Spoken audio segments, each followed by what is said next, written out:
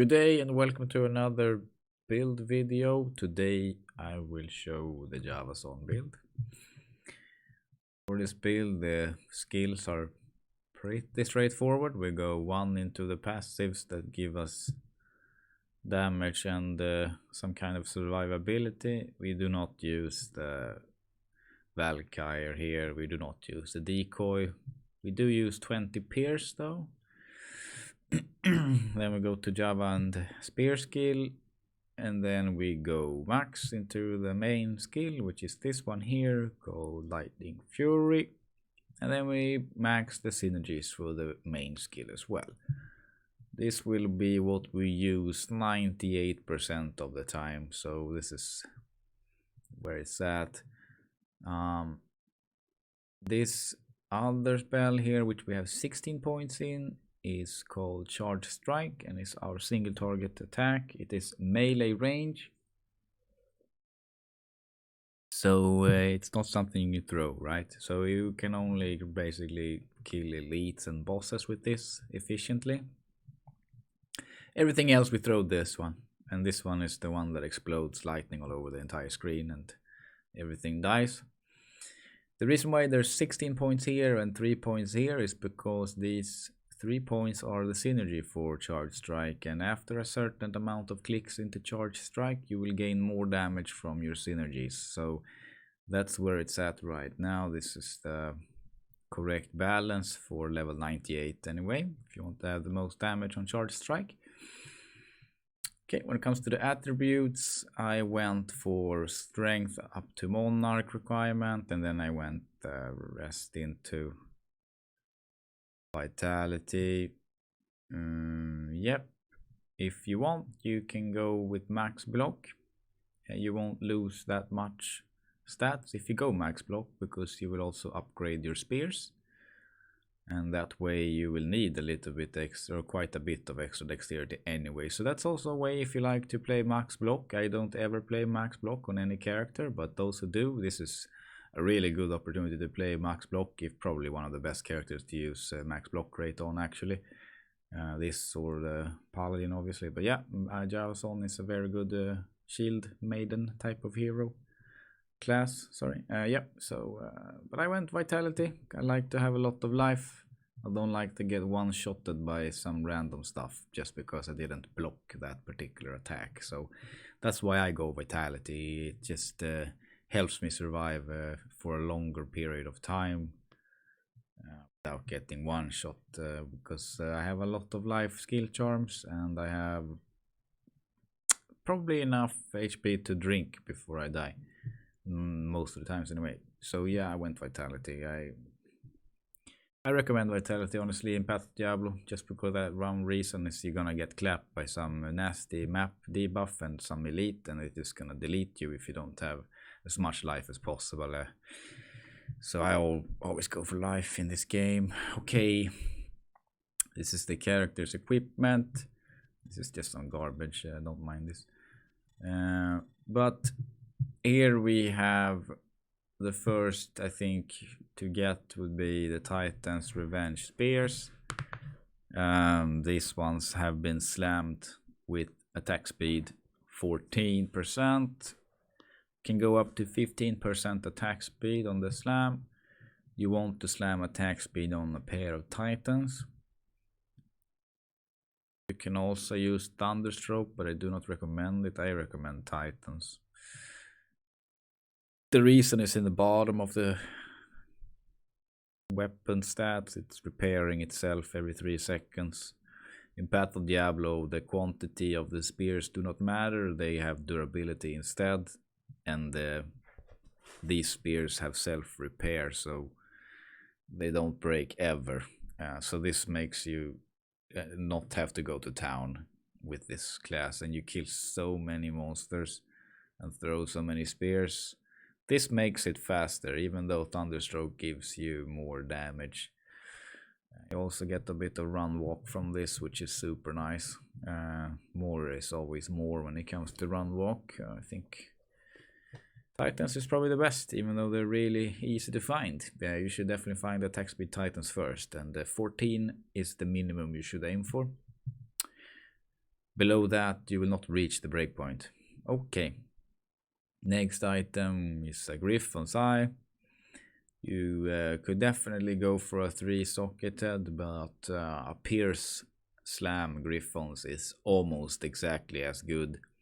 If you find one with 20% Pierce and slam it, or give it a Larsuk, add 1 socket, all you're really losing is 2 sockets at the end of the day, and you gain 20% Pierce, which will allow you to reach 100% Pierce without spending points into Pierce. I think it's about 1 or 2 clicks into Pierce with that helmet on.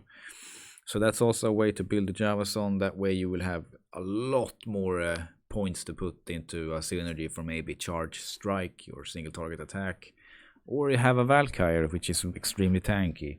So the Pierce Griffon is no joke. You can definitely use this Pierce Griffon. Use a Pierce Griffon, sorry, all the way to level 99. I happen to score a nice 3-socket one, so that's what I'm using. Yeah, armor is Enigma. Full plate mail has the coolest look on Amazon, so that's why I use it.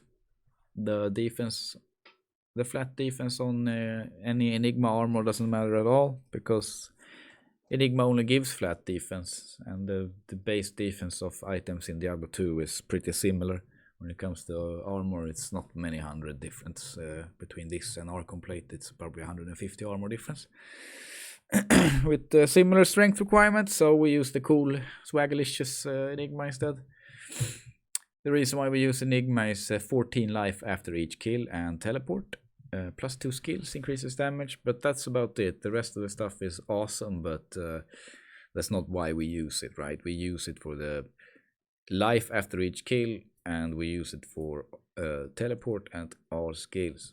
And that life after each kill is gonna be necessary when you run without Phoenix, because you won't have any kind of life regeneration otherwise. You have a little bit of life stolen from the Javs here, but that amount is too little to matter. You will be dying without Enigma. It's a safety item for your Javazon because of that life after each kill. Since you kill so many enemies with the throw at once, this will become easily 240 life each kill, or each throw rather, right? So like you're easily killing 10-20 targets every time. So this gives you a lot of regen, life regen, right? Okay, so how do we restore the mana then? That's the question, right? Because this thing costs 33 mana and we only have 260 almost mana, right? So here's where we get the mana restoration. And this is a hard thing to get. You want to get the 4-socketed Storm Shield, not a 3. You want to have 4. And what you want to put into your 4 sockets is 3 attack speed jewels and at least 10 mana after each kill. That's what you want to have in total on this Storm Shield. Okay, so what that means is you're gonna have to find, you know, at least 2 mana after each kill jewels with attack speed, and another a pair of wait, no, it's actually 3, I believe. I can't do the math right now, it's a bit early, but yeah, they can give 3 mana each kill maximum. So if you get 3 of those, you have 9, and then you could add another one. You could also do like let's say 3 mana after each kill and 2 mana after each kill. You will end up with 7 mana after each kill, and then you can add a different jewel, maybe like mana after each kill with resistances, which I did. My last jewel has 3 mana after each kill, poison resistance and splash damage. Yeah, that's why it looks a bit confusing, maybe the stats here, but that's the rest of them are attack speed mana after each kill, and the last jewel is a rare jewel with mana after each kill and 30 poison res, which I do recommend having a bit more than like 60-50 poison res, somewhere around there. playing Javazon without Phoenix, because the only thing that you really drains your life when you not killing stuff is poison damage. So you want to have a bit of poison resist playing without Phoenix. If you play with Phoenix, it's not that important, but this build is not for using Phoenix on your main hand. So moving on, boots, as much resistances as possible, try and get what you need. Yeah, the way Javazon works is you will need to have resistance stacked somewhere to not be low on resistances. Okay, when it comes to the belt, we use a Thunder Gods, and this one has a Pierce Slam. This is what you want. You don't want anything else. Wisp with FCR Slam. You could also use Ravenfrost with FCR Slam. The reason why we have FCR here is because we have an amulet with cast rate as well. So with this amulet, 17%, the Wisp 10%, that's 27, and then another 25 here, we reach 52 plus, which is another breakpoint for teleporting faster. So that's why we get that cast rate. It really shaves at least a few minutes of the map clearing, and it just gets us into a really nice flow. So I definitely recommend crafting caster amulets.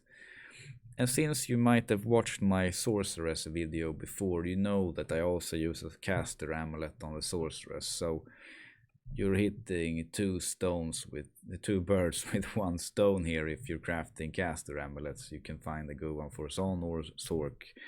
So you have the double odds of doing that. Now I should maybe mention a Barbarian amulet can also be crafted, and it'd be the best amulet for a Barbarian. So yeah, caster amulet is definitely worth crafting, and if you play multiple characters, it's just so much more value to start crafting caster amulets. Recommend looking for that cast rate to be, I think it's above 17, or above 15 to be enough. And then also the resistances, you want to get some resists here if you can. It all depends on your boots and also your gloves.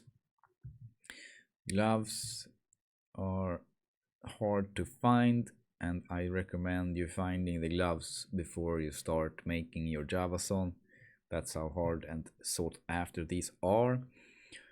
What they are is they give 2 or 3 skills and 30 attack speed. The attack speed is 20 base, and then you slam it again and you get another 10. So that's how you get 30. And that's a really, really hard thing to do. It seems a lot of players are struggling here. So I would recommend getting the gloves for the Javazon before you start making the character. The other items are kind of generic. They will drop quite easily. Like when it comes to quad dress boots, they come in a lot of different shapes and sizes. And quite a few of them could fit your character, you know. But when it comes to the gloves, as soon as one is on the market, boom, it's gone. There's like 10 Javazons looking for it at all times. So this is your hardest piece to find, along with the jewels for the storm shield. Yeah, but it will be worth it in the end having a Javazon, because the way you clear maps with this is just incredible compared to other classes. It's so fast. Skillers, we go life, run, walk, hit recovery on one of them. And we got 4 small charms with hit recovery. This brings us to baseline of 32. And when we use our phase run, we get 62, which is a breakpoint. So again, for charms, 1 hit recovery grand charm and 4 small charms hit recovery. Try and get as much all resistance on these as you can. If you cannot, then I don't blame you. It's really hard to get resistances on Javazon. And if you weren't using a storm shield, you can see the resistances are even worse. So Definitely want to use that. Okay, on swap, Phoenix on swap. This is so that we don't die from poison damage when we're buffing ourselves. Honestly, that's the only reason. Um, yep, that's it. You don't need this. You seriously don't need this here. But you know, I first played with Phoenix, leveling up a little bit. It's easier to find Phoenix than it is to find all these jewels. So I was playing with Phoenix a lot. Eventually, I found this shield and Phoenix went on to my swap. Just a fancy swap for no reason. It could be a Medusa's Gaze and use a chilling armor on yourself if you want to, but yeah, it is what it is. Yeah, use what you want. Honestly, it doesn't matter. Call to arms, because why not? I've tried different swaps for Javazon. Some like call to arms, some like to have a plague to remove poison or curses. You know, so it's up to you if you want to use a plague or a CTA or I don't know, whatever you want on the swap. It seriously does not matter. The Javazon is just incredibly overpowered, to be frank.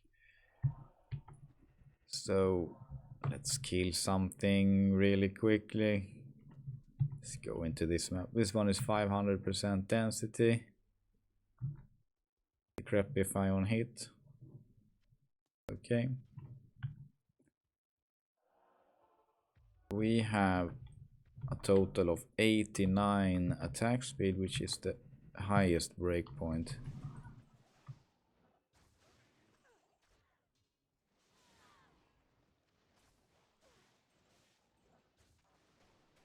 As you can tell, it's just a matter of going into the room, throwing the spears around. I mean, you need to hit the targets somewhat. See, I didn't even hit I hit the pillar and everything died over there. It's so easy to play, and the area is just stupid big for this lightning attack. So yeah, look at this room. Look at all that was one throw. I count like 20 bodies. 2 more throws. We have like 40 kills. This is not even a dense map. If it would be dense, it wouldn't slow us down. It would be even faster. There is no limit to how many targets can be hit by this splitting Java attack. And here we have immune. So on immune, you just swap to jab and see how fast I killed it. Did you even notice there was immune there? Ah, it's dead so fast. This is why all of those items are so expensive that I showed you. Because once you have all of them together, this is what you can do. Do I have mana problems? No. Do I have any problem surviving this when they casting Decrepify on me? No. Nothing matters here. There's no way I die unless I stop playing and leave the computer or something silly, you know. So yeah, that was Javazon. Dropping so many items because of Enigma. And I also have a Wisp. Gives magic finding. On that note, comes to magic finding, I think Enigma and Wisp is just a sweet spot for magic finding in Path of Diablo. And also makes every Javazon player rich, because it gives you exactly the amount of magic finding which is good for finding enough stuff to corrupt, but also finding enough orbs before you find too many items. It has that really nice balance for, you know, extended gameplay, farming. You could definitely only play Javazon. You don't need a second character playing this. Because what happens is you get the maps that are good for you. You clear them really fast. You sell whatever you have there, and you can overpay to buy another map and keep going. So you don't need like another character to eventually start running the bad maps, because you will just become rich when you have this kind of killing speeds that the Javazon can have. Log in. I just killed a little bit of monsters. We had a unique ring drop. I'm being cursed by the Decrepify now, so I'm not even throwing at the maximum speed in this map, guys. It's the damage is just insane. All of the pieces together. Without all of these pieces, you're looking at throwing an extra spear or maybe two. Most likely only one. You're going, instead of one throw like that, you're going boom boom and then you're moving. Boom boom, let's pretend. Boom boom.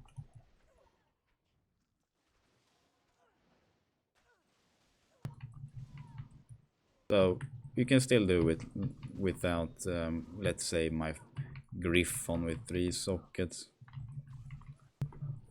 You can still kill everything really fast without every single piece, you know. And also some people like to, you know, put faucets in their Javazon stuff, which I can agree to a certain limit. But you don't need the damage here. Let's say I got the faucet, right? Increase my damage by like 2%. But do I need damage? Definitely don't. I mean, it deals more damage than anything there is in the game. So it one-shots almost all the monsters.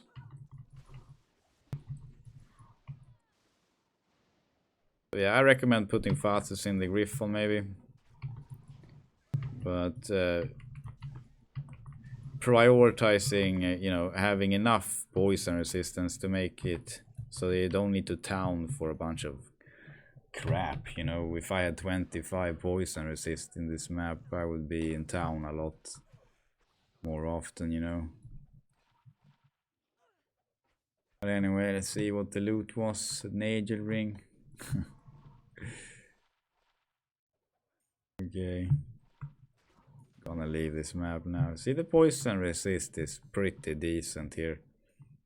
Still ticking down. Not quite dead yet, you know. Anyway, thanks for watching and see you next time. Peace out.